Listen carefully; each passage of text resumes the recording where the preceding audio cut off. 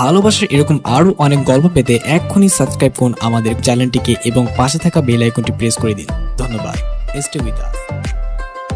বাড়ি থেকে বের হতেই দেখে সেই কালো পোশাক পরা লোকটা দামি কালো গাড়িতে করে চলে যাচ্ছে। নেহা অবাক হয়, আবারও মনে মনে বলে, যদি আবির হয় তাহলে এত দামি গাড়িতে করে কোথায় যাচ্ছে?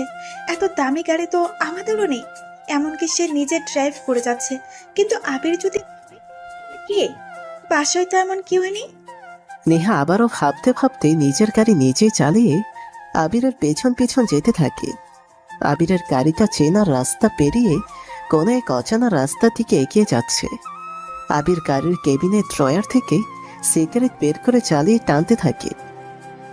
গাড়িতে এসি লাগানো, সাথে এলইডি মনিটর, টিভি, মিউজিক সিস্টেমও উন্নত মানের। আবির দ্রুত গাড়ি চালাতে থাকে। মুখের রংটা ক্ষণে ক্ষণে পাল্টে যাচ্ছে। কয়েক সেকেন্ডের জন্য আবির মাঝে মাঝে চোখ দুটো বন্ধ করছে, আর তখনই অর্কের মায়া মায়া মুখটার পেছনে থাকা বেইমানির মুখটাও চোখে ভাসতে থাকে। তার সাথে ভাসতে থাকে আরো কয়েকজন চেনা মুখগুলোর প্রতিচ্ছবি। আবির লোকালয় ছেড়ে অনেক দূরে জঙ্গলের দিকে রাস্তায় চলে আসে। পেছনে নেহাও তার গাড়ি চালিয়ে আবিরকে ফলো করতে থাকে। হঠাৎ করে নেহা খেয়াল করে পেছনে আরো একটি গাড়ি। নেহা ব্যাক গ্লাসে তাকিয়ে দেখে সেটাও একটি দামি গাড়ি। নেহা আরো অবাক হয়, এক মুহূর্তের জন্য ভাবতে থাকে, তুমি কি এখানে এসে বড় কোনো ভুল করলাম? নেহা আবারও পেছনের গাড়িটার দিকে তাকায়। আরো বেশি অবাক হয়, কারণ আরো একটি গাড়ি পেছনের গাড়িটার পেছনে এগিয়ে আসছে। মানে এই চিকন রাস্তায় পরপর চারটি গাড়ি, যার প্রথমটাতে নেহার অপরিচিত কেউ বসে আছে, আর তার পেছনে নেহার গাড়ি, আর নেহার গাড়ির পেছনে আরো দুটো গাড়ি, যেন কোনো গাড়ি রেসের প্রতিযোগিতা হচ্ছে। আবির আরো কিছু দূর এগিয়ে যেয়ে গাড়িটা রাখে। বিশাল একটি জায়গা, বড় একটি জঙ্গল। সেই জঙ্গলের মাঝখানে ছোট বড় গাছ কেটে ফাঁকা জায়গা করা। সেই জায়গাতে গোলপরও অনেকগুলো গাড়ি পার্ক করা। আবির তার গাড়িটা ঠিকমতো পার্ক করে গাড়ি থেকে নামে। নেহাও কিছুটা দূরে তার গাড়ি থামিয়ে গাছের আড়ালে গিয়ে দাঁড়ায়। আবির গাড়ি থেকে নামে।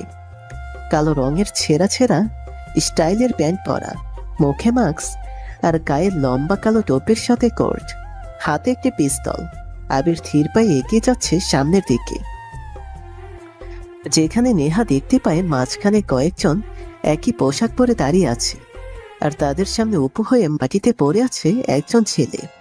নেহা ধরেই নিয়েছে এটা আবির হতে পারে না, কারণ আবিরকে দেখার পর নেহা যতটুকু জেনেছে, আবিরকে যদি চড় মারা হয় তবে সে মুচকি এসে মাথা নিচু করে চলে যাবে।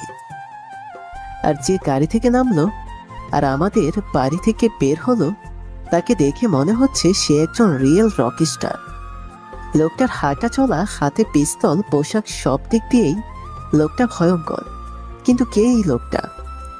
নেহা বিড়বিড় করে কথাগুলো বলতেই হঠাৎ শুনতে পায় নেহা কেমন যেন চুপসে যেতে থাকে। নেহা মনে মনে বলে, তাহলে আমাদের বাড়ি থেকে যে বের হয়েছে এখানে এসেছে সে নিলয়। আচ্ছা নিলয় কে? নিলয় কোথায় যেন নামটা শুনেছি। ওই ম্যাগাজিন, ইয়েস, ম্যাগাজিনে নামটা পড়েছি। তার মানে এটাই কি সে the king of Mustan Rockstar? কিন্তু সে আমাদের বাড়ি কি করছিল? আর যে নিলয় ভাই বলে ডাকলো, তার কণ্ঠটাও কেমন যেন চেনা চেনা লাগছে, কিন্তু মনে করতে পারছি না কে হবে। নতুন কোনো ছেলে? হ্যাঁ, আশরাফ নাম ছিল ছেলেটা। নতুন এসেছিল ভার্সিটিতে, এরপর কয়েকদিন আর দেখা যায়নি। তার মানে সেও কি নিলয়ের লোক ছিল? নেহার ভাবতে পারে না বৃষ্টির গতি বেড়েই চলেছে। নেহা দেখে নিলয় সেই ছেলেগুলোর সামনে গিয়ে দাঁড়ায়, ধপ করে মাটিতে বসে পড়ে। ওবু হয়ে থাকা ছেলেটার সামনে হাত দিয়ে গলাটা শক্ত করে ধরে টেনে তোলে নিলয়। মহিন। নেহা শুনতে পায় নিলয়ের কণ্ঠ, কিন্তু কেমন যেন অন্যরকম লাগছে। হয়তো মাস্কের কারণে কণ্ঠটা ঠিক ধরতে পারছে না নেহা। নতুন একটি ভয়েস নেহা শুনতে পেয়েছে। ভাইয়া, আমাকে মাফ করে দিন, আমি কিছু করিনি। নিলয় কখনো অন্য কাউকে মারে না, যতক্ষণ অবধি নিলয়কে কেউ ক্ষতি না করে। তাহলে ভাইয়া আমাদেরকে ছেড়ে দিতে বলেন, আপনার লোকেরা আমাকে অনেক মেরেছে। যা। ধন্যবাদ ভাইয়া। মহিন বসা থেকে উঠে দাঁড়ায়। পায়ে তার প্রচন্ড ব্যথা অনুভব হতে আবারও বসে পড়ে। নিলয়ের দিকে ভয়ার্থ দৃষ্টিতে তাকায়ও। নিলয় মহিনের দিকে পিস্তলটা এগিয়ে নিতে যাবে, তখনই মহিন নিলয়ের দিকে তাকিয়ে কান্না করে দেয়। মহিন আবারও বলে, ভাইয়া দয়া করে আমাকে ছেড়ে দেন। নিলয় কোনো কথা বলে না, কেবল একটু শব্দ করে হাসেও। সাকিব নামের ছেলেটা মহিনের বাহুতে রড দিয়ে জোরে পাড়ি দেয়। মহিন সাথে সাথে আত্মচিৎকার দিয়ে পড়ে যায়। নিলয়ের দিকে তাকিয়ে কান্না ভরা চোখে কিছু বলতে যাবে, তার আগেই নিলয় বলে, অর্ক, সৌরভ, রাহাত কোথায়? আমি জানি না ভাইয়া, সত্যি জানি না। আপনি যেমন আপনার মুখ মাস্ক দিয়ে ঢেকে রাখেন, কাউকে দেখতে দেন না, তেমনি ওরা তো আপনারই লোক ছিল। ওরাও হচ্ছে কাউকে ওদের মুখ দেখতে দেয় না, হাইড করে রাখে। চুপ শালা, বোকা পাইছিস? তুই অর্কের কাছের লোক, তুই জানবি না? আর এটাও জানি তোরা সবাই এখন ঢাকাতেই আছিস। এখন বল, কোথায় ওরা? ভাইয়া সত্যি বলছি, আমি জানি না। স্টার্ট করে একটা গন্ডির শব্দ শোনা যায়। মহিমের দেহটা মাটিতে পড়ে যায়। নিলয় বসা থেকে উঠে দাঁড়ায়। ওর সামনে থাকা সাকিব, আশরাফ, হাসান, মেহেদি আর শাওনের দিকে তাকিয়ে গম্ভীর গলাতে বলে, কে গুলি করলো তোদের মধ্যে? সবাই অবাক হয়। নিলয়ের এমন কথা শুনে সবাই একে অপরের দিকে তাকিয়ে থাকে। ওরা সবাই ভাবছে নিলয় মহিনকে গুলি করেছে, আবার নিলয় ভাবছে ওদের মধ্যে কেউ মহিনকে মেরেছে, কিন্তু দুজনের মধ্যে কেউই মহিনকে মারেনি। তোমার কোমরে ওই দিন আমি একটা পিস্তল দেখতে পাই, ওটা কি তোমার? আবিরের কথা শুনে নেহা চুপচাপ বসে থাকে। নেহা তার ভালো লাগার কথাগুলো বলতে চেয়েও পারল না। নেহা চেয়েছিল আবিরকে তার ভালো লাগে, আর ভালো লাগাটা তৈরি হতে হতে অনেক সময়ও লেগেছে। এ কারণে এই কথাগুলো বলতে নেহার ইতস্তত বোধ তৈরি হয়। কি হলো বলো? আসলে ওই দিন রাতে নিলয়ের পিছু নিয়েছিলাম আমি, কিন্তু আরো দুজন লোক তোমার পিছু নিয়েছিল। তার মধ্যে আমার চেনা একজন লোক ছিল যে কিনা নিলয়ের শিকারটাকে মেরে দেয়, আর আমি তাকে দেখে ফেলি। এরপর দুজনের ধাক্কা লাগে, ওর হাত থেকে পিস্তল পড়ে যায়, আর সেটা আমি রেখে দেই নিজের কাছে। ও, তা কে ওই লোকটা যার সাথে তুমি ধাক্কা খেয়েছিলে? তুমি তাকে চেনো? তাকিব। আমি অবাক হয়ে নিলয়ের মতো করি সেটাও এসেছিল, আর ওই লোকটাকে মেরে চলে যায়। ও, আরেকজন কে ছিল? ঠিক চিনি না আমি। আসলো, ক্যামেরা লাগালো আর চলে গেল। বুঝতেই পারিনি সে কে, তবে এটা মনে হয়েছিল সে মেয়ে একজন। ওকে ধন্যবাদ। না মানে আমাকে সবকিছু বলার জন্য। দুজন আবারও চুপ হয়ে যায়। আকাশে মেঘের ছড়াছড়ি, বৃষ্টি এলো বলে। আবির আবারও নিচের দিকে। আবির, তোমাকে একটা কথা বলি। বলো। আচ্ছা, আগে একটা প্রশ্ন করি, তুমি কি কাউকে ভালোবাসতো কোনোদিন? না, ভালোবাসা আর আমি? কে আমাকে ভালোবাসবে শুনি? আলো ছেড়ে কে চাইবে অন্ধকারে আলোর খোঁজে হাতড়ে চলতে? কি বলো এসব? তোমার কথার কিছুই বুঝি না। আচ্ছা শোনো, তোমাকে যদি কেউ ভালোবাসে তাহলে কি করবে? নিশি আমাকে ভালোবাসে, এটা আমি জানি, বুঝি, দেখি কি করি। মানে নিশি তোমাকে ভালোবাসে? ওই তুমি জানো কি করে? ওর কথা শুনলে বুঝতে পারি। ওরে বোঝার লোক রে, আমার কথা শুনে কি একটু বুঝতে পারো না আমিও তোমাকে ভালোবাসি, গাধা? শেষের কথাটা নেহা আস্তে করে বলে। আবির নেহার দিক থেকে চোখ নামিয়ে নেয়। আবির বলে, তুমি কি যেন বলবে বলেছিলে? না থাক, বলবো না আসলে। আবিরের ফোনটা বেজে ওঠে। স্ক্রিনে তাকিয়ে দেখে সাজিদের ফোন কল। আবির আর দাঁড়ায় না, বসা থেকে উঠে দাঁড়ায়। নেহার দিকে তাকিয়ে বলে, ভিতরে যাও, বৃষ্টি আসবে মনে হয় খুব জোরে। আবির কোনো উত্তর দেয় না, হরণ করে বাড়ি থেকে বের হয়ে যায়। নির্দিষ্ট ঠিকানায় সাজিদের সাথে দেখা করতে আসে আবির। সাজিদ সিম্পল ভাবে চলে এসেছে, আবিরও সাধারণ ভাবে। সাজিদ বলতো, কিরে, কি কারণে ডেকেছিস? তোর মনে আছে কেন তুই জেলখানাতে এসেছিলি? মনে থাকবে না কেন কথা? নিজে সৎ মাকে মেরে চলে আসি জেলে, ওখানে যে তোর সাথে পরিচয়, কিন্তু আমরা আজও জানলাম না তুই কেন জেলে এসেছিলি। জানবি। শোন, আমি এই শহর ছেড়ে চলে যাব অনেক দূর। আজ রাতে কয়েকজনকে তার নিজের ঠিকানায় পাঠাবো। শহর থেকে রক স্টারের গল্পটা শেষ করতে চাই। অর্ক, রাহাত, সৌরভ আর শাইনের লোকজন, তুই ব্যাপারটা দেখিস। সাজিদ, আবির চিৎকার দিয়ে ওঠে। বৃষ্টি শুরু হয়ে গেছে। ছোট্ট জঙ্গল মতো জায়গা। হুট করেই কয়েকজন লোক মুখে রুমাল বেঁধে আবিরদের ওখানে আসে। আবির কিছু বোঝার আগেই সাজিদের মাথায় জোরে কেউ পেছন থেকে মারে। আবির সাজিদকে ধরতে যাবে, তখনই আরো কেউ একজন আবিরের মাথায় জোরে লোহার রড দিয়ে বাড়ি মারে। দুজন লোক মুখ থুবড়ে মাটিতে পড়ে যায়। কোনো সারা শব্দ নেই। মুখে রুমাল বাঁধা ছেলেগুলোর মধ্যে একজন রুমাল খুলে বলে, দোস্ত শিহাব, দুজনকে এখানেই মারি? এত সহজে এখানে পাবো আশা করিনি। কত প্ল্যান করলাম সেই দুপুর থেকে, আর দেখ বেটাকে এখন পেয়ে গেলাম। কিন্তু সাথে এই লোকটা কে? চেনা চেনা লাগছে। আহ, বেশি কথা না বলে হাত পা বেঁধে ফেল। মুখে কালো কাপড়গুলো বেঁধে দে, ধরে নিয়ে চল গাড়িতে। তারপর দেখ না কি হয়। রাকিব ভাই ওখানে অপেক্ষা করছে। শিহাবের কথা মতো ওরা আবিরের আর সাজিদের মুখ বেঁধে গাড়িতে তুলে সোজা রাকিবের কাছে নিয়ে যায়। ছোট্ট একটি বাংলো বাড়ি। বাড়ির সামনে কোনো আলো নেই। চারপাশ বাইরে থেকে অন্ধকার। মেইন দরজা খুলে কয়েকজন ছেলে ভেতরে প্রবেশ করছে। ওদের সাথে অজ্ঞান হয়ে মুখে কালো কাপড় বাঁধা দুজন ছেলে আসছে। ছোট্ট একটি ঘর, চারপাশে 3টি আলো। সিলিংয়ে একটি বড় ফ্যান ঘুরপাক খাচ্ছে তার গতিতে। ছোট্ট একটি টেবিলে রাখা। টেবিলের এক প্রান্তে রাকিব কালো প্যান্ট সাদা গেঞ্জি পরে বসে আছে, মুখে সিগারেট। পেছনে ও পাশে অনেকগুলো ছেলে দাঁড়িয়ে আছে। থাকবি তো, রাকিব হলো শহরের একজন বড় মস্তান। ওর পাওয়ার আছে, সাথে লোকও আছে।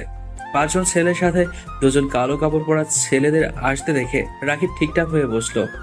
শিহাবের মুখে উত্তেজনার চাপ। বেশ তাড়াতাড়ি রাকিবের সামনে এসে একটি চেয়ার টেনে বসে বলে, ভাই, এই নিন কি এটা? আমার বাবার চেকবুক। যত খুশি টাকার অসংখ্যা পুষিয়ে নিতে পারেন। ধুর পাগল, কাকে মারবে আগে তো বল। ওই যে ডান পাশে যে ছেলেটা আছে, ওটাকে। সামান্য একজন পাতি মাস্তান। ওর লোক আমাদের ভার্সিটিতে আমার সাথে পড়ে। একদিন বেটাকে টিচ করেছিলাম, তো পরে সেই ছেলেটাই ডান পাশে থাকা ছেলেটার কথা বলে। পাতি মাস্তান নাকি সে? ভাই, ওকে মারতে হবে। কেন জানি না প্রচুর রাগ ওঠে আমার বেটার প্রতি। বুঝলাম। আর ওর সাথে কাকে আনছিস? জানি না, নেহাদের বাড়ির পাশে 2 জন গল্প করছিল, তাই ওকেও তো আনতে হয়েছে। যদি তাকেও মারতে চান তো মারবেন, আমার কোনো সমস্যা নেই। শালাকে। শিহাব বসা থেকে উঠে অজ্ঞান হয়ে মেঝেতে পড়ে থাকা আবিরের পেটে লাথি মারতে থাকে। শিহাব, এত উত্তেজিত কেন? ভাই, আপনি জানেন না, নেহা ওকে শিউর ভালোবাসে। আমি দেখেছি, ওকে কিছু করতেই নেহা খেপে গেছে। তাহলে টাকা দিতে হবে না? ওকে, এমনিতেই মারবো, সাথে ওই ছেলেটাকেও। ভাই, একটা হকি স্টিক দিবেন? আমি একটু পিটাবো। কখনো কাউকে কোনোদিন মারিনি। নে, তোর ইচ্ছে মতো মার। ভাই, আমিও তাহলে বাদ দেবো কেন? আবিরের কথা শুনে রাকিব মুচকি হাসে। আরিফের কথা শুনে রাকিব মুচকি হাসে। ওরা দুজন পেছনের দেয়ালে লাগিয়ে রাখা 2টো স্টিক নিয়ে এগিয়ে আসে আবিরের দিকে। শিহাব ওদের থামিয়ে দিয়ে বলে, আমার কাছে দে। শিহাব একটা স্টিক নিয়ে অনেক জোরে আবিরের হাতের কবজির উপরে আঘাত করে। আবির সাথে সাথেই জোরে কেসে ওঠে। শিহাব আরো একটি বাড়ি দেয়। আবির মার খেয়ে শোয়া থেকে উঠে বসে হাঁটু ভাঁজ করে। কালো কাপড় দিয়ে বেশ জোরে মুখটা বাঁধা থাকায় জোরে শব্দ করতে পারে না ও। সোহেল যে সাজিদকে পেটাতে থাকে। মার খেয়ে তারও জ্ঞান ফিরে আসে। কেবল মুখ দিয়ে ওদের গঙ্গানির শব্দ শোনা যায়। শিহাব থাম, একেবারে মেরে ফেল।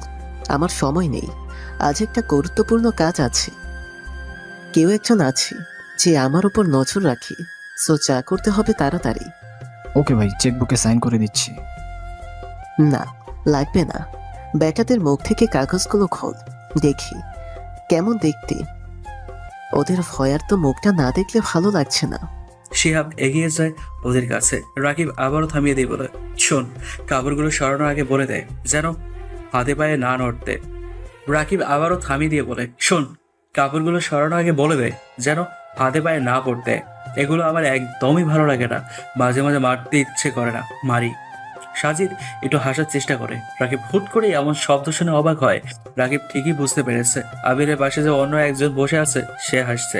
রাকিব শিহাবকে থামায়, তারপর বলে, ওই, তুই হাসলি কেন? শিহাব, তোরা শুনলি তো, ওই ছেলেটা হেসেছে।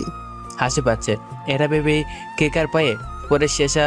এটা দেখার মতো কেউ এখানে থাকবে কিনা কে জানে। সাজিদ কোনো রকমের দম নিয়ে চাপা গলায় হাঁপাতে হাঁপাতে থেমে থেমে কথাগুলো বলে। রাকিব বসা থেকে উঠে দাঁড়ায়। আশেপাশে সবাই অবাক হয়, কারণ এতদিন অবধি এখানে যাদেরকে রাকিব মারার জন্য এনেছে সবাই প্রায় পালানোর জন্য বা বাঁচার জন্য রাকিবের পায়ে ধরে কান্না করতো। কিন্তু আজকের ব্যাপারটা অন্যরকম, পুরোটাই ভিন্ন। আজকে যাদেরকে তুলে এনেছে তারাই উল্টো ভয় পাইয়ে দিচ্ছে। রাকিব এসে সাজিদের মুখে জোরে একটা লাথি দেয়। সাজিদ যে ছিটকে পড়ে, মুখের বাঁধনটা তখন হালকা হয়ে যায়। পড়ে যেয়ে তাৎক্ষণিক উঠে বসে শব্দ করে হাসি দিয়ে বলে, খারাপ না, একটু লেগেছে তবে শক্ত আছে। সময় থাকতে যেভাবে এনেছিস সেভাবে রেখে আয়, না হলে বললাম তো পায়ে ধরে মাপ চাওয়ার সুযোগ পাবি না। এই, কে তুই? তোর এত সাহস কি করে হয়? শালা, আমাদের কাছে পিস্তল আছে, ধরবো আর মারবো, কয়েক সেকেন্ডের মধ্যেই সব ঠান্ডা হয়ে যাবে। শুম তেরা বাপ আয়া।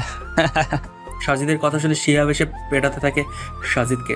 রাকিব শিহাবকে থামিয়ে দিয়ে বলে, ওই শালাদের কপালে গুলি করব, আগে ওদের দেখি কোন পাপ এসেছে।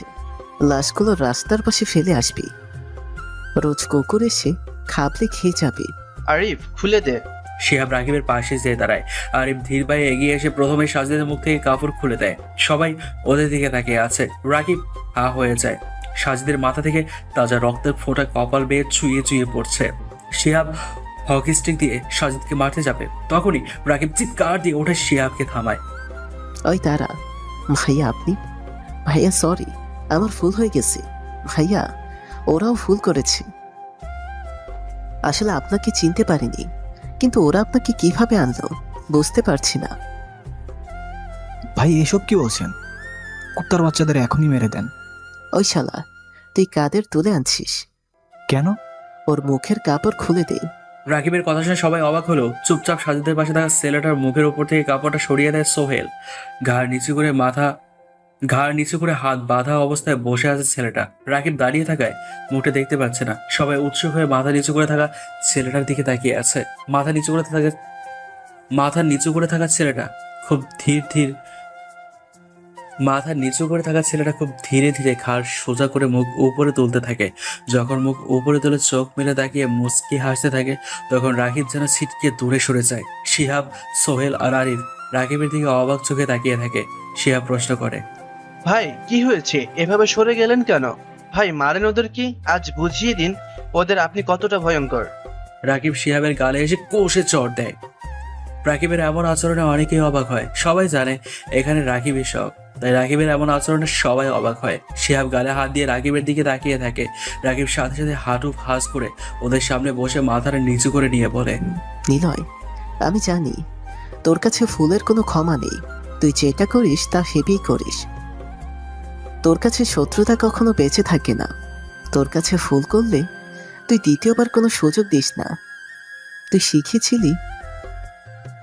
শিখেছিলি এখানে ফুলের কোনো পরের বার সুযোগ থাকে না। তবু তোকে বলছি, আমি জানতাম না ওরা তোকেই তুলে আনবে। আমি সত্যি জানতাম না নেহা তোকে ভালোবাসে। ওদের যা ইচ্ছে কর, কিন্তু আমাকে ছেড়ে দে। রাকিবের ভয়ার্ত মুখটার দিকে সবাই হা হয়ে তাকিয়ে আছে। শিহাবের অবাকতার পরিমাণ বেশি, অনেক বেশি। শিহাব, সোহেল আর আরিফ ভাবার মতো তাকিয়ে আছে। ওরা তিনজন একই সাথে ভাবতে থাকে, কি হচ্ছে এগুলো? এমন একটা পাতি মাস্তান দাদার মার্কার ছেলের কাছে রাকিবের মতো একজন মাস্তান কিভাবে মাথা নিচু করে বসে মিনমিন করে? আবিরের মতো খ্যাত ছেলের কাছে উনি কেন চুপ হয়ে গেল? কি হয়েছে ওনার? তারপর, ভাই, আপনি এমন করছেন কেন? এই সামান্য একটা হাদা মার্কা ছেলের কাছে আপনি এমন বিহেভ করছেন কেন? শিহাবের কথা শুনে রাকিব রাগী চোখে তাকায়। তারপর কিছুক্ষণ চুপ থেকে শিহাবকে বলে, সাজিদ ভাইকে চিনিস? শহরের মেয়র। আর তার থেকে বড় কথা, সে নিলয়ের বন্ধু। নিলয়কে চিনিস? নাম শুনেছিস কখনো? দেখেছিস তাকে? নাম শুনেছি, কিন্তু দেখিনি। যতদূর জানি নাম শুনেই সবাই চুপ হয়ে যায়, আর তাকে দেখলে কি হবে কে জানে। কিন্তু আপনি কেন এসব বলছেন? আগে আবিরকে মারেন, তারপর দেখা যাবে। আর সাজিদ ভাইকে না হয় টাকা দিয়ে চুপ করিয়ে দেব। আর আর সাজিদ ভাইকে না হয় টাকা পয়সা দিয়ে চুপ করিয়ে দেব। রাকিব কিছু বলতে যাবে তার আগে কে যেন শব্দ করে হেসে ওঠে। সবাই সে হাসির দিকে তাকায়। আবির ধীর গতিতে ঘাড় উঁচু করে আর হাসতে থাকে। সাথে সাজিদও হাসতে থাকে। রাকিবের মুখে ভয়ের ছাপ স্পষ্ট। রাকিব দৌড়ে সাজিদের পা ধরে। ভাই, আমাকে প্লিজ মাফ করে দেন। নীলার কাছে মাপ চেয়ে কোনো লাভ নেই। ও কখনো কাউকে মাফ করবে না। ওর কাছে ফুলের পরে দ্বিতীয় কোনো সুযোগ নেই। আপনি একটু বলেন ভাই, আমাকে যেতে দেন। দেখ ভাই, তোকে আগেই বলেছিলাম। ভাই, এখানে নিলয় কে আর কিসের জন্য মাপ চাইছেন? কে মাফ করবে না? কিছুই বুঝতে পারছি না আমি। চুপ হারামজাদা, মানুষ দেখে শুনে তুলে আনতে পারিস না? ওই, মাথা নিচু করে বসে পড়, না হলে কিছুই করার নেই। রাকিবের কথা শুনে রাকিবের সব লোকজন রাকিবের পেছনে বসে পড়ে। কেবল শিহাব, সোহেল আর আরিফ দাঁড়িয়ে আছে। আবির নামধারী নিলয় বসা থেকে উঠে দাঁড়ায়। শিহাবের হাতের কাছে থাকা হকি স্টিক দিয়ে শিহাব আবিরকে মারতে ছুটে আসতেই শার্ট করে একটা গুলির শব্দ শোনা যায়। সবাই চোখ বড় বড় করে হা হয়ে তাকিয়ে থাকে হাতে পিস্তল নিয়ে দাঁড়িয়ে থাকা আবিরের দিকে। আবির পিস্তল হাতে টেবিলের উপর গিয়ে বসে। ডান হাতে পিস্তল, পকেট থেকে রুমাল বের করে বাম হাতে পেঁচিয়ে নেয় ও। সাজিদ বসা থেকে উঠে চেয়ারে বসে মুচকি হাসতে থাকে সে। কেউ কোনো প্রকার কথা বলছে না। সবাই পড়ে থাকা সোহেলের লাশের দিকে একবার তাকায় আর একবার টেবিলে বসা পিস্তল হাতে বোকা শোকা আবিরের দিকে তাকায়। আবির এক পা তুলে নেয়, আরেকবার ঝুলিয়ে টেবিলের উপরে রাখা সিগারেটের প্যাকেট থেকে সিগারেট বের করে জ্বালায়। শিহাব হকি স্টিক হাতে বোবার মতো হয়ে অবাক চোখে তাকিয়ে আছে আবিরের দিকে। এই তো সেদিনের কথা। তাকে নিয়ে সবাই কতই না মজা করলো। কোনো প্রকার কথা বলেনি আবির, নীরবে সব কিছু সহ্য করেছে। কিন্তু আজকে সেই আবিরকে এরা নতুন ভাবে দেখছে। শিহাব যখন আবিরকে মারতে আসে তখন রাকিবের কোমরে থাকা পিস্তলটি আবির এক ঝটকায় তুলে নিয়ে বর্ষা থেকে দাঁড়িয়ে সোহেলকে গুলি করে। সোহেল ধপ করে নিচে পড়ে যায়। আরিফ সাথে সাথেই রাকিবের লোকের মতো মাথা নিচু করে বসে পড়ে আর শিহাব হতভম্ব হয়ে স্টিক নিয়ে দাঁড়িয়ে থাকে। আরিফের কথা শুনে আবির হেসে দিয়ে পড়ে। শেরকে চিনতে হলে হতে হয় শের, না হয় শিকার। আর নিলয়কে মারতে হলে হতে হয় রকস্টার, না হয় ডেড। নে দেখ, এটাই হলো the king of Rockstar Niloy, যাকে কোনোদিন পুলিশ ধরতে পারেনি, মাস্তানরাও মারতে পারেনি। আর তোরা কি করে ভেবে নিলি তাকে মারবি? তোদের কথা শুনে হাসি পাচ্ছিল। শুন, মারার আগে একটা অ্যাডভাইস শুনে যা। সাপকে যেমন বাঁচিয়ে রাখলে 20 দাঁত ভেঙে নিল, সে কিন্তু ফুস করে। আর নীলকে মারতে হলে হয় তাকে প্রথম চান্সেই মারতে হবে, না হলে তাকে মারার এবং তোদেরকে বাঁচার কোনো দ্বিতীয় সুযোগ সে কখনো দিবে না। শিহাবের হাত থেকে হকি স্টিক নিচে পড়ে যায়। ঝপ করে হাঁটু হাস করে নিচে বসে পড়ে, মাথাটা ফ্লোরের দিকে করে নেয়। সবার মুখে ভয়ের একটা ছাপ দেখা যাচ্ছে। নিলয় টেবিলে থাকা আরো একটি পিস্তল হাতে তুলে নেয়। রাকিবকে বলে, রাকিব, তোকে না মেরে সেদিন মনে হয় ভুলই করেছিলাম। কথা দিয়েছিলি আমার বিরুদ্ধে তুই কখনো কিছু বলবি না, কিন্তু মজার ব্যাপার হলো তুই অর্ক, সৌরভ আর রাহাতের সাথে মিশেছিস। তবে ভুল করেছিলি। সেদিন মহিনকে না মেরে আমাকে যদি মারতিস তবে আজ হয়তো তোরাই রকস্টার হতে পারতি। রাকিবের দিকে এগিয়ে যায় নিলয়। শিহাব মাথা তুলে তাকায়। রাকিবের কপালে নিলয় পিস্তল ধরে দাঁড়িয়ে আছে। তখনই শিহাব বসা থেকে উঠে টেবিলে থাকা একটি পিস্তল হাতে নিয়ে বলে, শোন, তুই বড় রকস্টার হতে পারিস, কিন্তু বুলেটের কাছে কিছুই না। রাকিবকে ছেড়ে দে, না হলে তোকে গুলি করে মারবো। ছাড় বলছি মা। ওই আরে বট। শিহাবের কথা শুনে রাকিব বোকার মতো তাকায়। রাকিব উঠে দৌড়ে শিহাবের কাছে যেয়ে দাঁড়িয়ে পড়ে। সাবাস ভাই, কি করলি এটা? রকস্টারের মাথায় আজকে প্রথমবার কেউ পিস্তল ধরলো। ওয়াও, যাকে দেখলে কেউ চোখ তুলে তাকাতে সাহস পায় না, আর তুই সরাসরি তাকে পিস্তল তাক ধরেছিস। Great Shihab, great. ওরা তো জানে না আমি কে। ভালো করে দেখ, তেরা পাপ আয়া। মেরে দে শিহাব, কুত্তার বাচ্চারা কি বলেছিল দেখিস নাই? প্রথমে না মানলে পরে সুযোগ পাবি না। আরে ওয়েট, অর্ক, রাহাত আর সৌরভকে তো ডাকি। ওরা আসুক, দেখুক জঙ্গলের শের আর চামচিকের কাছে ধরা পড়ছে। আহ ভাই, চামচিকা বানিয়ে দিল। জঙ্গলের সিংহ কিন্তু একা থাকে না, আরও থাকে। ওই সোজা চেয়ারে এসে বসে যা। ওদের কি হাত পা বেঁধে ফেলবো? কেন, সিংহ ভয় পায় না? হাতে দেখছিস না কি আছে? একটু নড়ে শার্ট করে গুলি করে দেব। শিহাব শিহাব কোমরে পিস্তল গুঁজে নিলয়দের কাছে এসে দাঁড়ায়। পরপর কয়েকটি মুখে ঘুষি দিয়ে শান্ত হয়ে টেবিলের উপর যে বসেও ঠিক নিলয়ের মতো করে হাতে রুমাল বেঁধে এক পা টেবিলে আরেক পা ঝুলিয়ে বসে সিগারেট চালায়। একই রকম ভাবে হেসে দিয়ে রাকিবকে বলে। নিলয় চুপচাপ চেয়ারে বসে আছে, স্থির তাকিয়ে আছে সামনের দিকে। শিহাব সিগারেট টেনে সামনে ধোঁয়া ছেড়ে বলে, এই, তুই কেন দাঁড়িয়ে আছিস? তুইও চেয়ারে যেয়ে বসে যা। শিহাব, এসব কি হচ্ছে? তুই কিন্তু একটু বেশি বেশি করছিস এখন। চুপ শালা, মেয়েদের উপর খুব নেশা না তোর? নেহাকে আমি ছোট থেকেই ভালোবাসি, কিন্তু এতদিন কিছুই বলতে পারিনি। আসলে অপেক্ষা করতাম একদিন সুযোগ আসবে আমার, সেদিন দেখাবো। আজ এসেছে। I am new Rockstar, the killer in city. অনেক অবাক হচ্ছিস তাই না তোরা? কিন্তু দেখ, নিলয়ের দিকে তাকা। ওর চোখে মুখে কোনো ভয়ের চিহ্ন দেখছি না আমি, কোনো চিন্তা বা অবাক হওয়ার প্রবণতা দেখছি না। এই, তুই এমন কেন রে? আজ থেকে রাকিবের লোকগুলো আমার দলে কাজ করবি। এই শহরে একমাত্র আমি রকস্টার। রকস্টারের খেলাতে যে যত বেশি অ্যাগ্রেসিভ খেলতে পারবে সে ততই উপরে। মাইন্ড গেম খেলতে হবে, বুঝেছিস Rakib? Sajid and old Rockstar Niloy. Shihab, তুই কিন্তু সীমা ছাড়িয়ে যাচ্ছিস, একটু ভেবে কথা বল।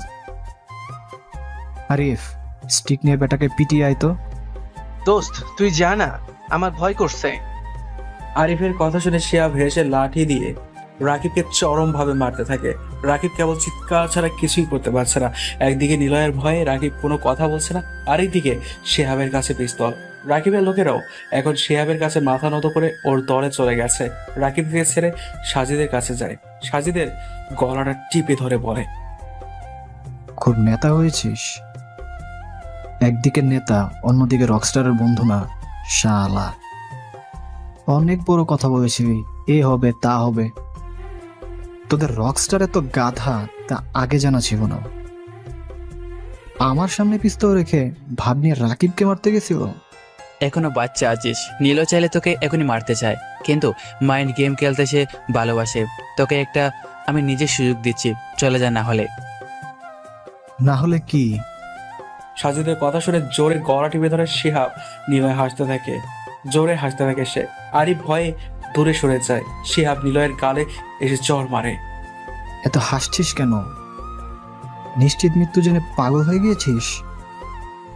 অপেক্ষাতে ছিলাম অর্ক, রাহাত, সৌরভের। আমি জানতাম আমাকে আটকে রাখলে রাকিব ওদেরকে এখানেই ডাকবে। নিলয় শিহাবের বুকে জোরে লাথি মারে। শিহাব ছিটকে পড়ে যায় অনেক দূরে। শিহাব পড়া থেকে উঠে দাঁড়িয়ে নিলয়ের দিকে পিস্তল তাক করে ধরে শট শট করে গুলি করে। সবাই হা হয়ে যেতে থাকে শিহাবের দিকে। সাজিদ বসা থেকে উঠে মেইন দরজা আটকে দিয়ে আসে। রাকিব দূরে সরে যায়। আর এই ভয়ার্ত দৃষ্টিতে তাকিয়ে থাকে সবার দিকে।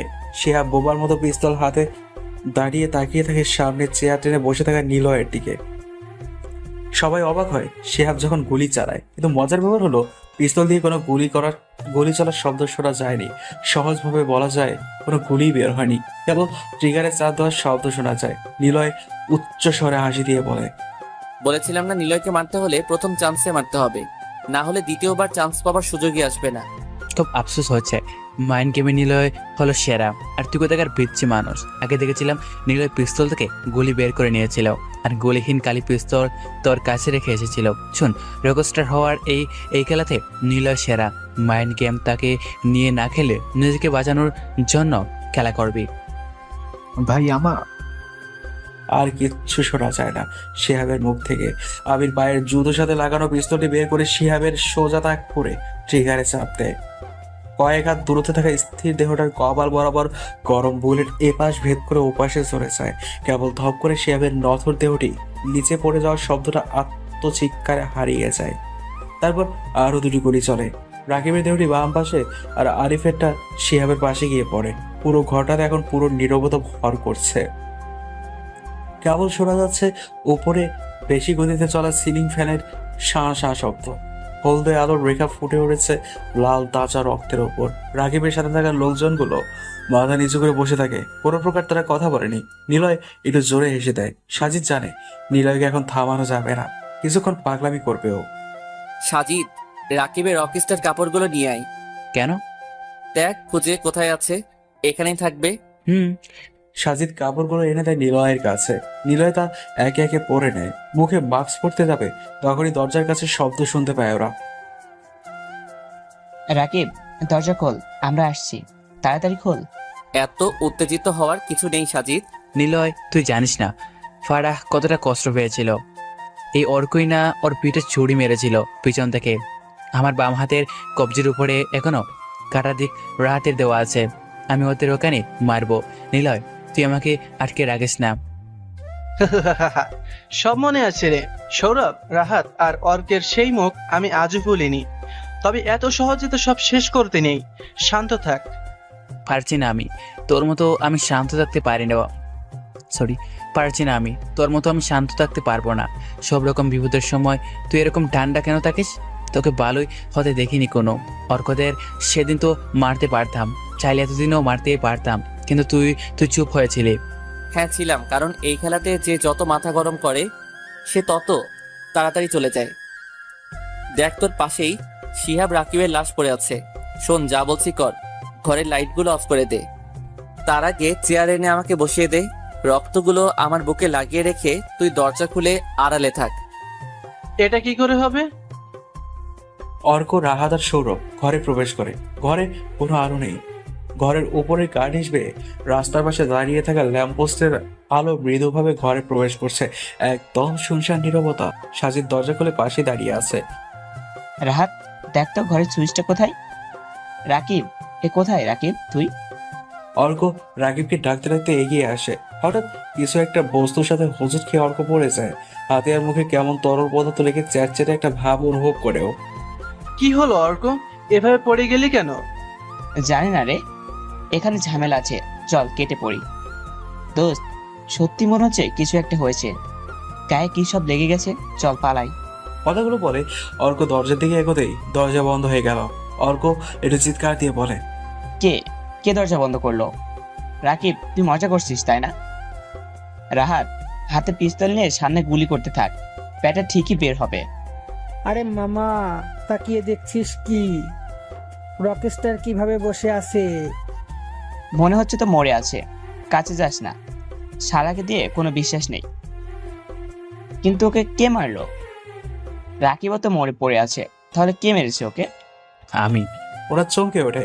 হঠাৎ কারো গলার শব্দ শুনে ওরা চারপাশ দেখতে থাকে। পেছন থেকে সাজিদকে হাতে পিস্তল নিয়ে বের হতে দেখে ওরা। সাজিদ ভাই, আপনি? কেন, কাকে আশা করছিলি? না মানে আপনি আর নিলয়, মানে নিলয়কে আপনি খুন দূর কিছুই বুঝতে পারছি না। এত বুঝে কি হবে? তবে শোন, তোরা এখান থেকে 3 বছর আগে যা করেছিলি সেটা ঠিক করেছিলি। শালা নীলয়দের মারছিলি, ভালোই করছিলি। এতদিনে বুঝেছি ও একটা হারামি, নিজেকে অনেক বড় কিছু ভাবেও। দিয়েছি আজ সবগুলোকে এখানে শুয়ে। কি মানে আপনিও নিলয়ের সাথে বেইমানি করেছেন?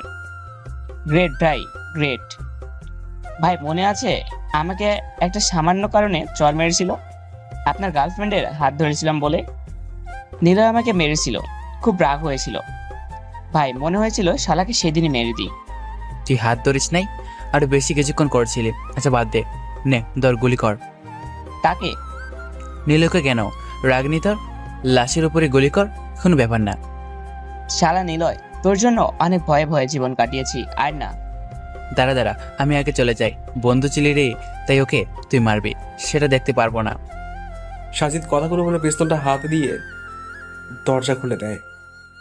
অর্ক সাজিদের দিকে তাকিয়ে আছে। সাজিদ মুচকি হেসে অর্কের দিকে তাকিয়ে ইশারা করে গুলি চালাতে অর্ক ট্রিগারে চাপ দিতে অর্কের কান ঘেঁষে একটা স্নাইপারের গুলি বেরিয়ে যায় আর সোজা যায় রাহাতের ডান কাঁধ বরাবর লাগে। রাহাত ছিটকে পড়ে যায়। অর্ক আর সৌরভ ভয়ে লাফিয়ে ওঠে।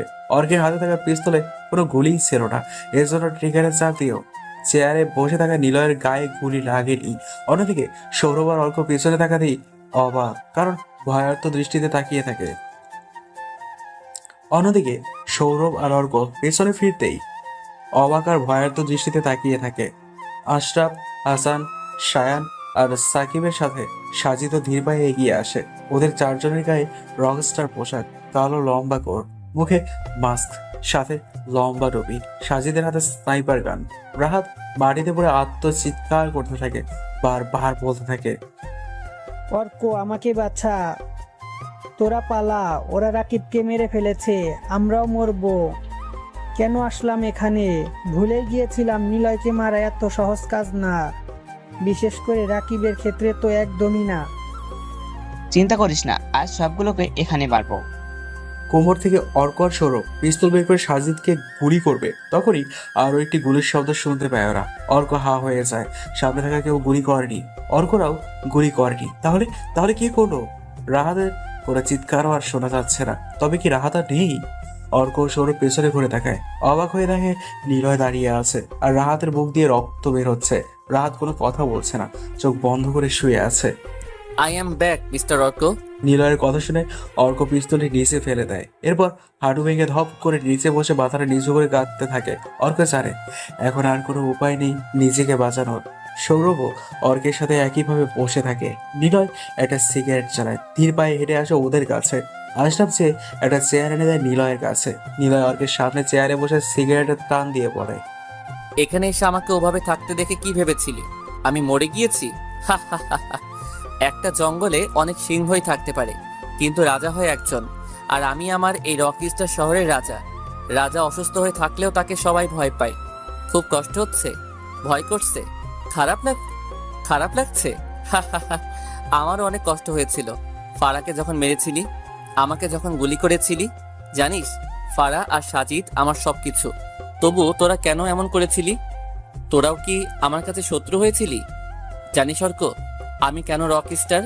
যখন ক্লাস 5-এ পড়তাম তখন জেনেছিলাম আমি আমার বাবা মায়ের বিয়ে ছাড়াই একটা অবৈধ সন্তান। মা তার বড় বাপের কাছে আমাকে রেখে মরে যায়, তিনিও কদিন পর চলে যান। হয়ে যায় একা, খুব একা, যেখানে থাকতো না কোনো সুখ, থাকতো না কোনো বড়লোক বাবার টাকায় চলা আনন্দ। নানুর জায়গা থেকে মায়ের বড় বোন তাড়িয়ে দেয়। খুব ছোট ছিলাম, কি করব আমি? রাস্তার পাশে অনেক রাতে বসে বসে কাঁদছি। হঠাৎ কারো কোমল হাত আমার মাথায় এসে পড়ে। আমি কান্না থামিয়ে তাকিয়ে দেখি একজন মিডল ফিঙ্গার মানে একজন হিজড়া দাঁড়িয়ে আছে। কি রে, তুই কাঁদছিস কেন? আর এত রাতে এখানে বসে কি করছিস? জায়গাটা ভালো না। তোর মা বাপ কই? আমার কেউ নেই, আজ দুপুর থেকে না খেয়ে আছি। অনেক জায়গায় খাবার চাইছি কিন্তু আমাকে কেউ খেতে দেয়নি। সন্ধ্যার সময় এক দোকান থেকে রুটি নিয়ে দৌড় মারছিলাম বলে তারা আমাকে ধরে অনেক মারছে। এই যে দেখুন, পিঠে মাইরের অনেক দাগ পড়ে আছে।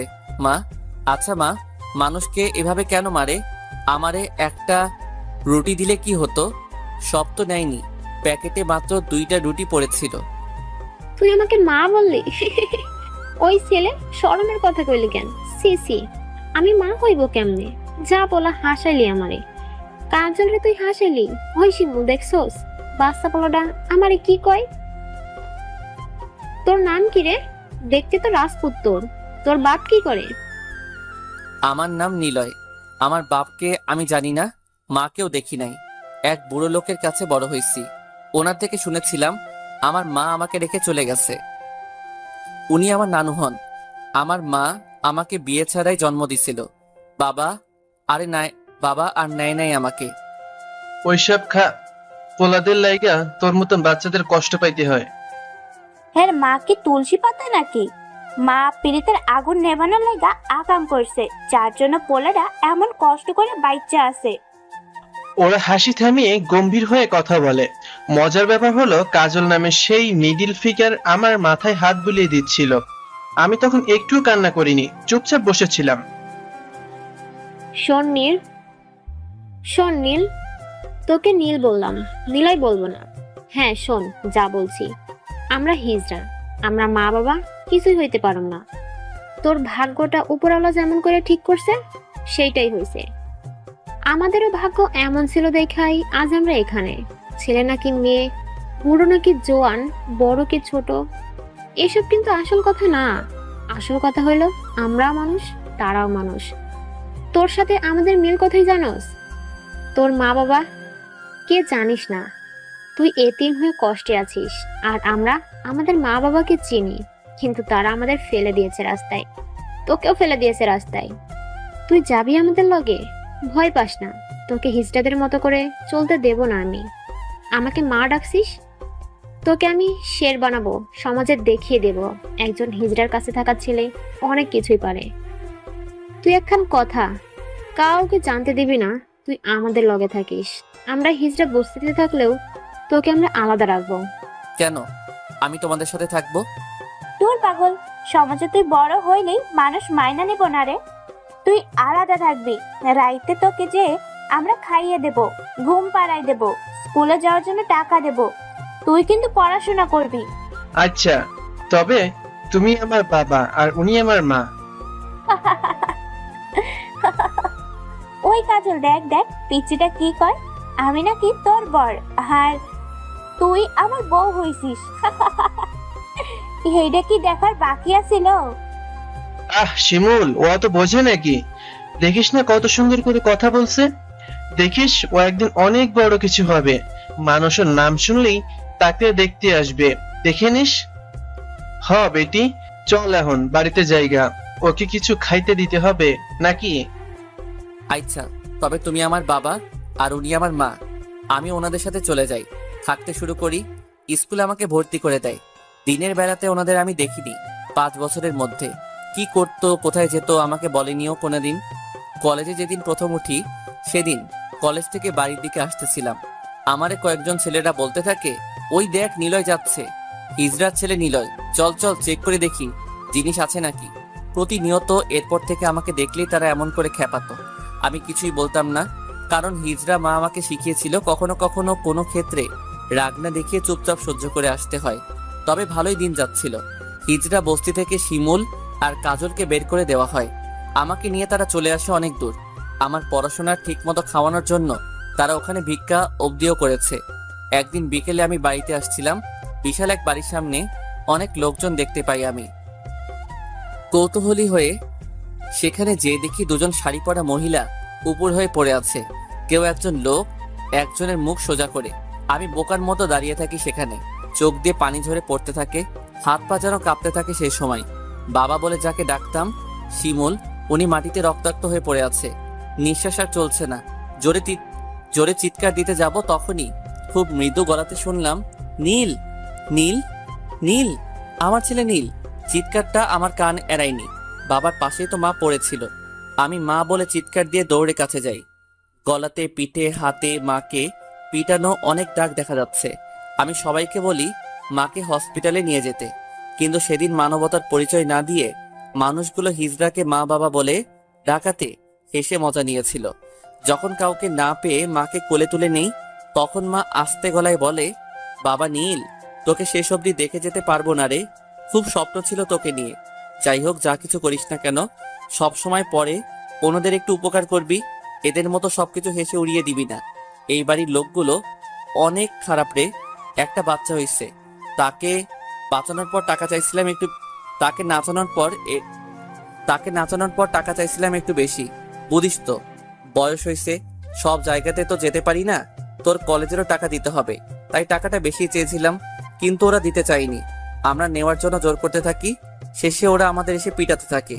বুঝিসই তো, আমরা সাধারণ মানুষের মতো না, মুখ থেকে গালি তো বার হই। একটু ঝামেলা হওয়াতেই আজ উনি মারা যায় আমার কোলে। আমি এসব সেদিন সহ্য করতে পারি নাই। সেই বাড়ির একজন লোক বাইরে তখন এসে ঝাড়ি দিয়ে বলতে থাকে, ওই এখানে এত ভিড় কেন, জলদি জায়গা ফাঁকা কর। সেদিন নিজের রাগটা কন্ট্রোল করতে পারিনি।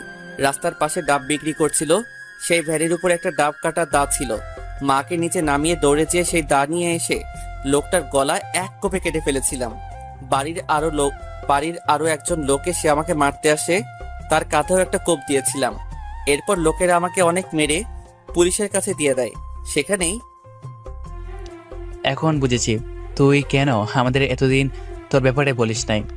সাজিদের কথা শুনে সবাই সাজিদের দিকে তাকায়। সাজিদ নিলয়ের পাশে এসে কাঁধে হাত রাখে। নিলয় পিস্তলে গুলি লোড দিয়ে সৌরভের দিকে তাক করে ট্রিগারে চাপ দেয়। সৌরভ মুহূর্তেই মারা যায়। অর্ক নিলয়ের দিকে তাকানোর সাহস পায় না। নিলয় সিগারেটে টেনে বলে, আমাকে বলতিস তোরা রকস্টার হতে চাস, আমার জায়গাটা নিতে চাস, কিন্তু একবারও বলিসনি, বরং তোরা প্ল্যান করে আমাদেরকে মারতে চেয়েছিলি। ভাগ্যক্রমে আমরা বেঁচে যাই আর ফারা মরে যায়। তোরা কেন এমনটা করেছিলি অর্ক? আমাকে মাফ করে দাও, কখন এমন কিছু করব না। মাপ? হা হা হা। শার্ট করে আরো একটি গুলি চলে। অর্কের কপালে যে গুলিটা লাগে অর্ক ছিটকে পড়ে যায় একটু দূরে। আজ শেষ করলাম রে শত্রুদের। সাদিদ চল, আমরা শহর ছেড়ে চলে যাই। যাব, কিন্তু পরে। পরে? পরে কেন? পরে জানতে পারবি। আমি এখন বাড়ির দিকে গেলাম, পরে তোকে সব বলবো। সাজিদ চলে যায়। নিলয় কিছুক্ষণ অবাক হয়ে তাকিয়ে থাকে। সাজিদ ঘর থেকে বের হয়ে পকেট থেকে ফোন বের করে কল দেয়। ফোনের ওপাশ থেকে কোনো শব্দ আসে না। চুপ করে ফোন কেটে দেয়। তোমার কাজ হয়ে গেছে, তুমি কি রেডি? ফোনের ওপাশ থেকে কোনো শব্দ আসে না। টুক করে ফোনটা কেটে দেয়। বাংলো থেকে বের হয়েই সাজিদের গাড়ি করে চলে আসে সে। বাংলোয় সেই ঘরে 5 জন লোক বসে আছে: নিলয়, আশরাফ, সাকিব, সায়ান আর হাসান। তুমি কি সত্যিই চলে যাবে? না, কেউ কোথাও যাবে না। ইয়েস নিশি, সিআইডি অফিসার নিশি। মানে আপনি সিআইডি অফিসার? এখন সবার মুখ থেকে মাস্কগুলো খুলে ফেলুন, না হলে পুলিশ সব দিকে এমন ভাবে ছড়িয়ে আছে, কোনো চান্স নেই এখান থেকে পালানোর। নিশি চেয়ারে থাকা নিলয়ের দিকে তাকায়। নিলয় হাসছে। নিশি অবাক হলেও তা প্রকাশ করে না। নিশি নিলয়ের ব্যাপারে অনেক স্টাডি করেছে। কোনো পরিস্থিতিতে শান্ত থাকবে, এটাই তার স্বভাব। কিন্তু নিশি এখনো অবধি নিলয়কে দেখেনি। নিশির অনেক দিনের ইচ্ছে নিলয়কে সরাসরি দেখবে, কিন্তু এতদিনে সে কখনোই এমন সুযোগ পায়নি। আজ পেয়েছে তাকে দেখার এবং পুলিশের হাতে তুলে দেয়ার। মিস্টার নিলয়, হাসছেন কেন আপনি? পালিয়ে তো যায় বিড়ালরা, রক স্টার কখনো পালিয়ে যায় না। দেখুন, মুখ থেকে মাস্ক সরান আর আমাদের কাছে ধরা দিন নিজে থেকে, না হলে এর ফল কিন্তু ভালো হবে না।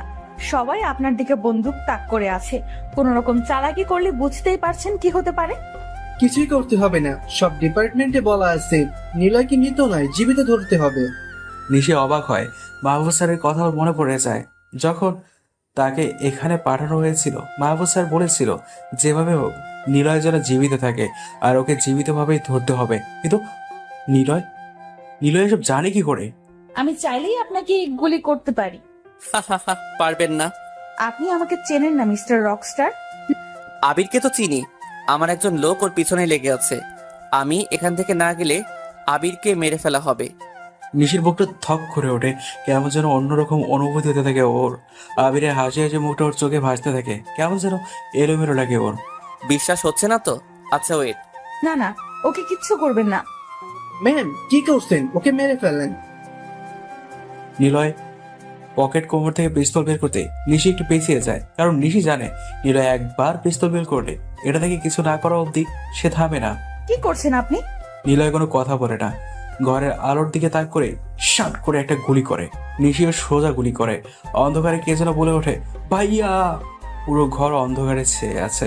নিশি বারবার চিৎকার করে বলতে থাকে, please don't fire, please don't fire. আলো পূর্ণ ঘরটা অন্ধকারে একদমই ছেয়ে গেছে। নিশির বুকটা ধক করে ওঠে, কারণ ওদের মধ্যে কেউ একজন ভাইয়া বলে চিৎকার করে ওঠে। তবে কি নিশির চালানো গুলিটা নিলয়ে লেগেছে, নাকি যে চিৎকার করে উঠেছিল তার? না না না, যে চিৎকার দিয়ে উঠেছিল তার ভয়েসটা আর্তনাদের মতো ছিল না, যন্ত্রণাদের ছিল না। তাহলে কি নিলয়ে লেগেছে? নিশি এসব ভাবতে ভাবতে প্রায় সব পুলিশ ঘরে টর্চ দিয়ে প্রবেশ করে। টর্চের আলোয় নিশি দেখে সেখানে কেউ নেই, কেবল পড়ে আছে অনেকগুলো লাশ। কিন্তু সেগুলো নিলয় বা ওর সাথে থাকার কারণ না। কিন্তু নিলয় যে চেয়ারে বসেছিল সেখানে একটা মাস্ক খুব গোছালো অবস্থায় রাখা আছে। নিশি সবাইকে শান্ত হতে বলে ধীর পায়ে এগিয়ে মাস্কটা হাতে নেয়। নিলয়ের মুখে থাকা মাস্ক এটা। তার মানে নিশির সাথে কি তবে নিলয়ের মাইন্ড গেম শুরু হবে? নিশি কেমন যেন অন্যরকম হয়ে ভাবতে থাকে। নিশি দেখে চেয়ারে লেগে আছে রক্ত, রক্তের ফোঁটা পেছনে দরজা দিয়ে চলে গেছে। তার মানে ওদের কারো গুলি লেগেছে আর ওরা এই ঘরের পেছন দিক দিয়ে চলে গেছে। নিশি মাস্কটা নেড়ে চেড়ে দেখতে থাকে। মনে পড়ে ম্যাগাজিনে পড়া নিলয়ের খুনের ব্যাপারে। ও যাদেরকে মারতো তাদের লাশের পাশে ও রেখে আসা মাস্ক গোছালো ভাবে রাখা থাকতো। ম্যাম ওরা বেশি দূরে যায়নি, চলুন পিছু নিন। না থাক, মাঝে মাঝে জঙ্গলের শেরও পালিয়ে যায়, তার মানে এই নয় যে তার হিংস্রতা কমে যাবে। এখানে ওরা 5 জন থাকলেও ওদের আরো লোক আমাদের উপরে নজর রেখেছিল। যদি কিছু করতাম তবে হয়তো আমরা এখান থেকে বেঁচে ফিরতে পারতাম না। কিন্তু এটা ভাবছি আমি, নিলয় চাইলেই তো আমাকে মারতে পারতো, সবাইকেই মারতে পারতো। তাহলে কেন সে এটা করেনি? হয়তো আমরা সংখ্যায় বেশি ছিলাম আর আমাদের কাছে অস্ত্র ছিল বেশি। না সাহেব, নিলয়কে আপনি চেনেন না, তাহলে ওর কাছে এটা কোনো ব্যাপার না। না সাহেব, নিলয়কে আপনি চেনেন না, তাহলে ওর কাছে এটা কোনো ব্যাপার না। ও চাইলে ওদের লোক আমাদের স্নাইপার দিয়ে দূর থেকে মেরে দিতে পারতো। আর ও যেখানে মিশনে যাক না কেন, সেই জায়গা কিংবা ওর সাথে যা হবে না হবে সব কিছুই উপরে প্ল্যান করে সে যায়। যতটা সহজ ওকে ভাববেন সে ততটাই কঠিন। ও ঠিকই বলেছিল, আবিরের উপর ওর লোক লেগে আছে। আপনি চাইলেই আপনার বাসায় ফোন দিয়ে দেখুন, বাড়ির মানুষেরাই বলবে কয়েকজন লোক আমাদের আটক করে রেখেছিল। আচ্ছা, শাহেদ নামের অফিসার সত্যি বাড়িতে ফোন দেয় আর হতবাক হয়ে নিশির সামনে এসে দাঁড়িয়ে মিনমিন গলায় পড়ে, ম্যাম, আপনি ঠিক ছিলেন। দুজন লোক আমার বাসায় আমার মা বাবা ওয়াইফের উপর পিস্তল নিয়ে বসেছিল।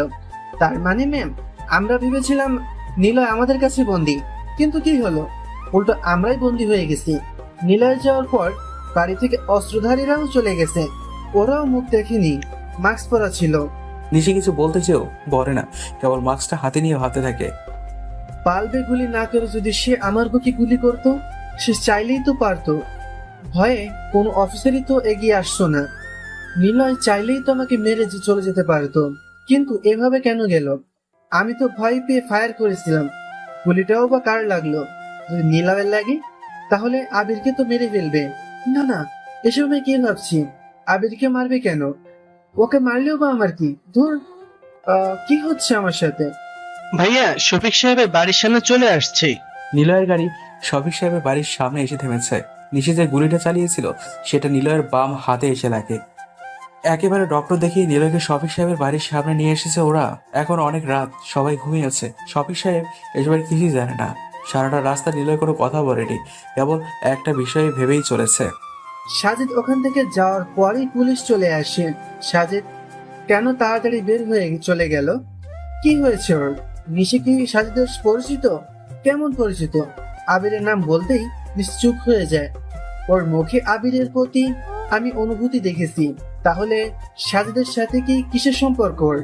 নাকি আমি ভুল কিছু ভাবছি? সাজিদের ফোনেও তো অনেকবার কল করছি, ওর ফোন অফ। কেন এমন হচ্ছে? কিছু তো একটা নিশ্চয়ই আছে। তোর এখনই যা, কেউ দেখলে সমস্যা আছে। তোদের বললাম একেবারে বাড়ির সামনে আসিস না। তুমি কি যেতে পারবে? হুম। নিলয় গাড়ি থেকে নামে। নেহা তখনও জেগে আছে। চিলেকোঠার ঘরটাতে সে আজ অনেকবার গিয়েছে। ঘরটা আগের মতো বন্ধ করে দেবে, তাই নিলয় সবকিছু গুছিয়ে এসে নেহার পাশের রুমে শিফট করার ব্যবস্থা করেছে। শফিক সাহেবের বারণ করা সত্ত্বেও নেহা নিলয়ের ঘরে যা কিছু ছিল সবকিছু বের করে এনেছে। যখন সে ঘরের সবকিছু গোছাচ্ছিল তখনই সে দেখতে পায় নিলয়ের নামে যে ম্যাগাজিন আছে সেটাতে নিলয় যে কাপড়গুলো পরেছিল সবটাই এখানে আছে। কালো পোশাকের মাস্ক সহ পুরো বান্ডেল দেখছে ও। বড় কথা, সে রুমে অনেকগুলো সিগারেটের প্যাকেট দেখেছে, সেই সাথে দেখেছে নিলয়ের পিস্তলগুলো। নেহার কাছে এখন আর কোনো রহস্য বাকি নেই। একবার ভেবেছিল সবকিছু নিলয়ের আবির রেখে দিয়েছে, কারণ সে নিলয়ের ব্যাপারে যেদিন থানাতে কথা বলেছিল।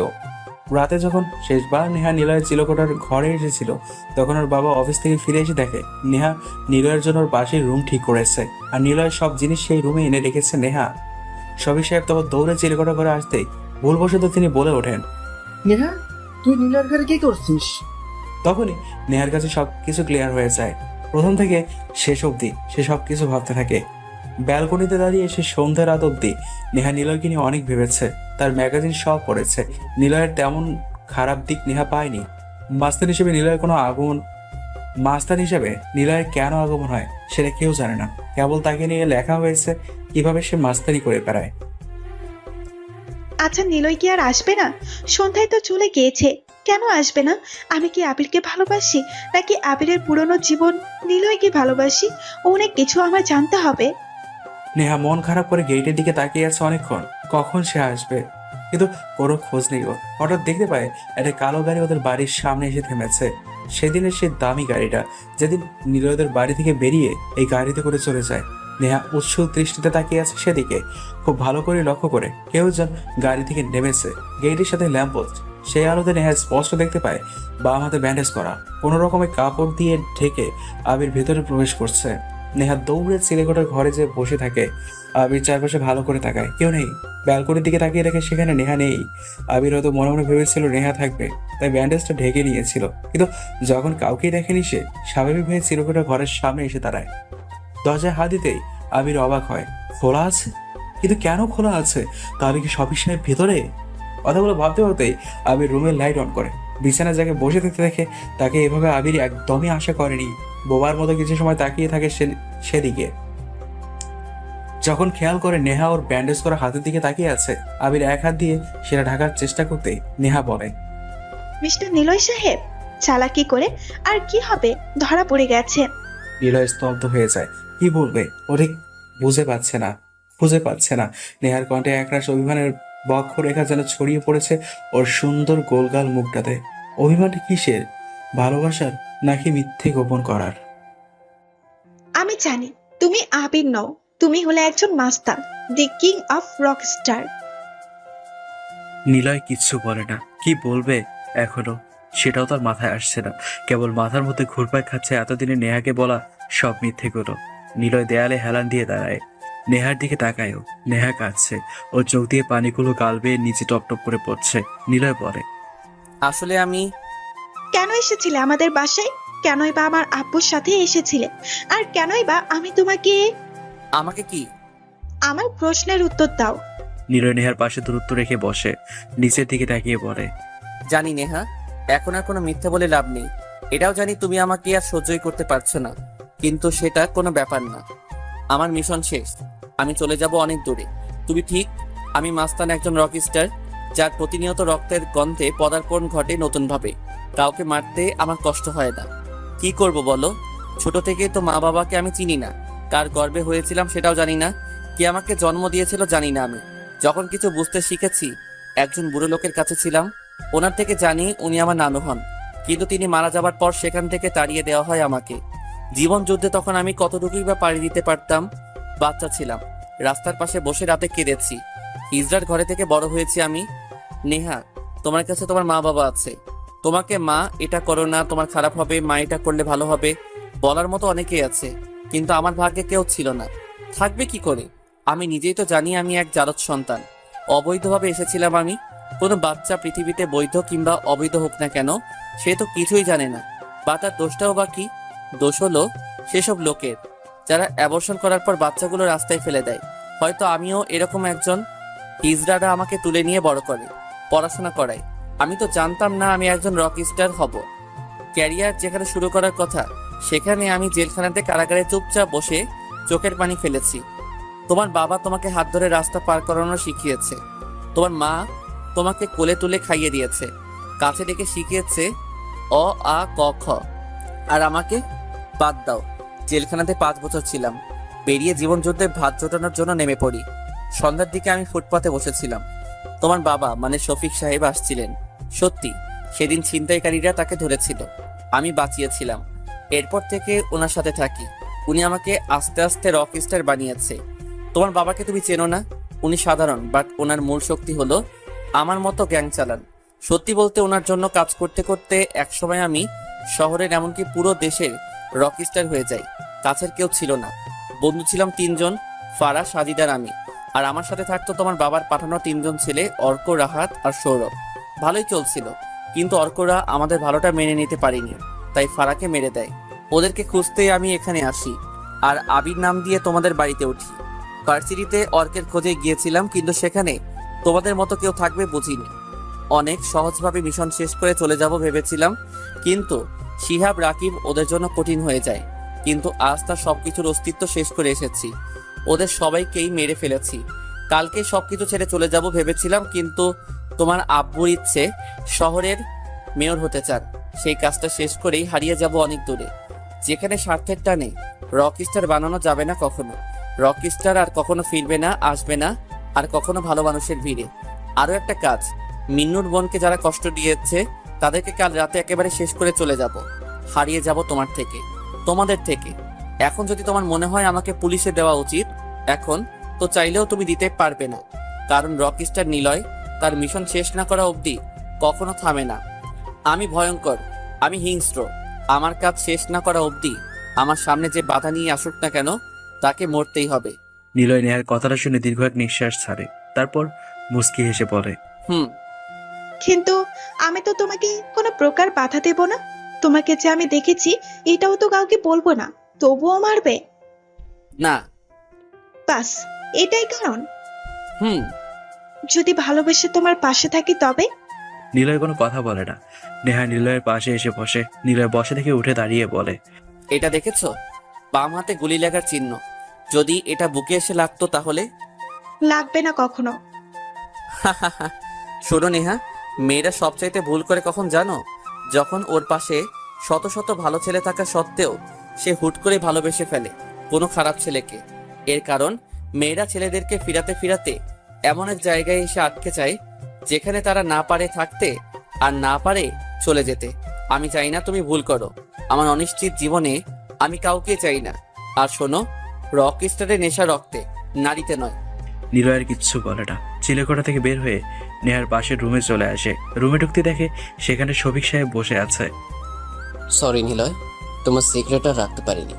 নেহা জেনে গিয়েছে সব। আমার মেয়র হওয়ার ব্যাপারটা কি করলে? আর সাজিদ? শফিক সাহেব প্রশ্ন করে থামলেন। নিলয় কিছু বলতেছেও বলতে পারে না। হুট করেই আবার সাজিদের কথা ওর মাথার মধ্যে ঘুরপাক খেতে থাকে। সাজিদের সাথে কাটানো একটু আগের সময়গুলোর কথা মনে করতে থাকে ও। তোরা আয়, আমি আগে বের হলাম, আমার কাজ আছে। সাজিদ তো এতটুকু বলেই চলে যায়। আর তার কয়েক মিনিট পরেই নিশিরে পুলিশ নিয়ে চলে আসে। কিন্তু কিভাবে? এত তাড়াতাড়ি তো পুলিশ ওখানে আসার কথা নয়। কি ভাবছো নিলয়? শফিক সাহেবের কথা শুনে নিলয় ওনার দিকে তাকায়। শফিক সাহেব একটা সিগারেট জ্বালিয়ে জানালার কাছে আসে। চারতলা বাড়ি থেকে শহরের অনেক কিছুই দেখা যায়। সিগারেটে কয়েক টান দিয়ে শফিক সাহেব বলে, নিলয়, তোমাকে আমি রকস্টার মনে করি না। হয়তো ভাবছো তোমাকে আমি আমার প্রয়োজনে রকস্টার বানিয়েছি। আসলে বিষয়টা কিছু অংশে ঠিক হলেও পুরোটা সত্যি না। আচ্ছা ছাড়ো, তোমাকে আমি একটা গল্প বলি। নেহাকে তো চিনো? ও আমার মেয়ে না, আমার আপন মেয়েও না। আর নেহা যাকে মা বলে ডাকে সে নেহার মা না। নেহা ঠিক কার সন্তান আমি জানি না আসলে। শফিক সাহেব থামলেন। হাতের সিগারেটে আগুন লেগে হালকা পুড়ে গিয়েছে। জ্বলন্ত সিগারেট এমনিতেই পুড়ে শেষ হয়ে গেছে। শফিক সাহেব আগুনটা নিভিয়ে দিয়ে মুচকি হেসে বলে, দেখছো নিলয়, মানুষেরা কত বোকা। খাবার জিনিস বাইরে পড়ে থাকে অথচ আমরা কিনতে পারি না। আবার পায়ে দেওয়ার জুতো শপিং মলে সাজানো থাকে, কাজের মধ্যে আমার সেগুলো কেনার জন্য উঠে পড়ে লাগি। সিগারেটের পেছনে লেখা ধূমপান মৃত্যুর কারণ, অথচ এই আমরাই সব জেনেও ধূমপান করতে পছন্দ করি।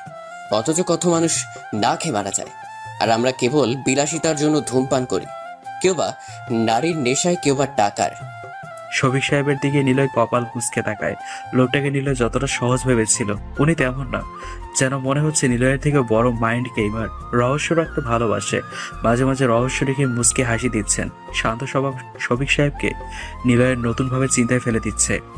শফিক সাহেব কাকে যেন কল করে কয়েক মিনিটের মধ্যে একজন সার্ভেন্ট 2 বোতল ড্রিঙ্কস নিয়ে চলে আসে। শফিক সাহেব মুহূর্তে 1 গ্লাস ড্রিঙ্কস হাতে নিয়ে আবারও জানালার কাছে গিয়ে দাঁড়ায়। তোমাকে আমার অনেক পছন্দ হয় নিলয়। যদি পারতাম তবে তোমাকে জামাই করে নিতাম। অবাক হচ্ছ? মানুষদের মধ্যে দুটো দিক থাকে, ভালো আর খারাপ। আবার এই ভালো খারাপের মধ্যে আবার আরো দুটো দিক থাকে। তুমি আমার বিবেচনায় ভালো দিকেই পড়ো। অবাক হচ্ছে আবার, তাই না? এতক্ষণ মাস্তানি রকস্টারগিরি করার পরও তোমাকে কেন ভালো বললাম? আসলে সব মানুষের মধ্যে একটা মন নামক অহেতুক বিশাল ভাবনা প্রবণগ্রস্ত বস্তু থাকে। মনের কোনো ব্যাখ্যা হয় না। মন আর মাথা দুটো কিন্তু আলাদা বস্তু, কিন্তু ওরা সব সময় একসাথে কাজ করে। কাউকে ভালোবাসার ক্ষেত্রে মন আর মাথা দুটোই কাজে আসে। তোমার মাঝে মনের যে ব্যাপারটা, সেটার পরিসমাপ্তি নেই, ওটা বিশাল। তোমার মন ছোঁয়ার চেষ্টা করেছি কিন্তু পারিনি। তুমি তখনই কাউকে ভালো বলবে যাকে অনেক বেশি ভালোবাসবে এবং তার মন ছুঁয়ে দেখার চেষ্টা করে ব্যর্থ হবে। তাকে তুমি ভালো হিসেবে জানবে। তুমিও তেমন, তাই তুমি আমার কাছে ভালো। শফিক সাহেব ড্রিঙ্কসের গ্লাসটি ছুঁড়ে ফেলে দিলেন নিচে।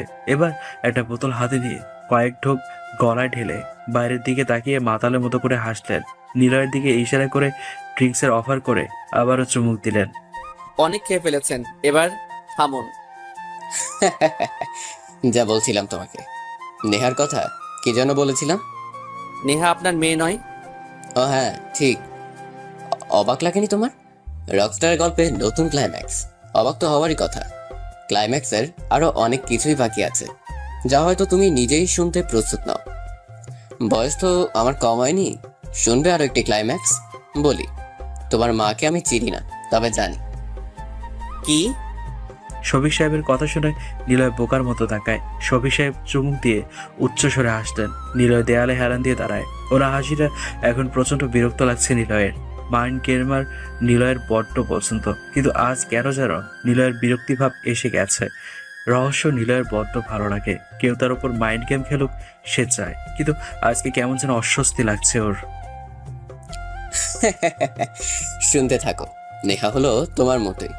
আমি আর তোমার ম্যাম ঘুরতে বের হয়েছিলাম অনেক বছর আগে, 23 বছর। শফিক সাহেব ড্রিঙ্কসের আরো একটি বোতল নিয়ে নিলয়ের পাশে এসে দাঁড়ায়।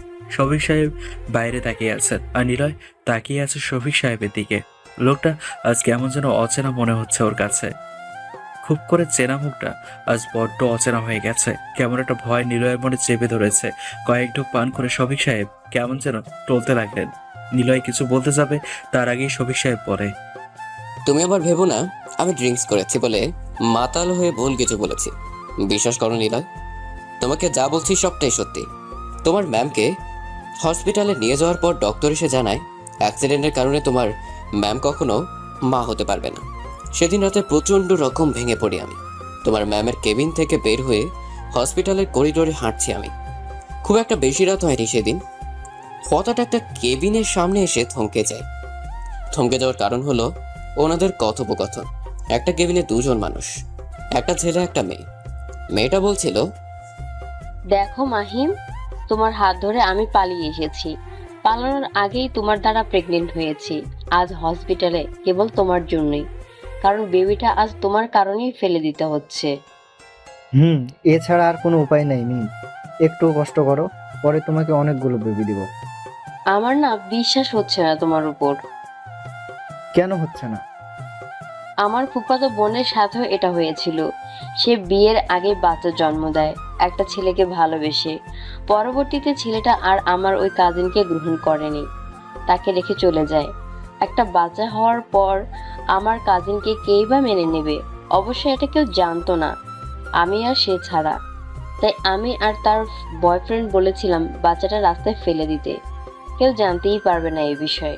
বাচ্চার নামও তারা ঠিক করে রেখেছিল। নীলা বাচ্চাটা অনেক সুন্দর হয়। 4 মাস আগে সে শেষ হয়েছে। এখন সে মৃত। রাস্তায় ফেলে দিয়েছিলাম আমরা।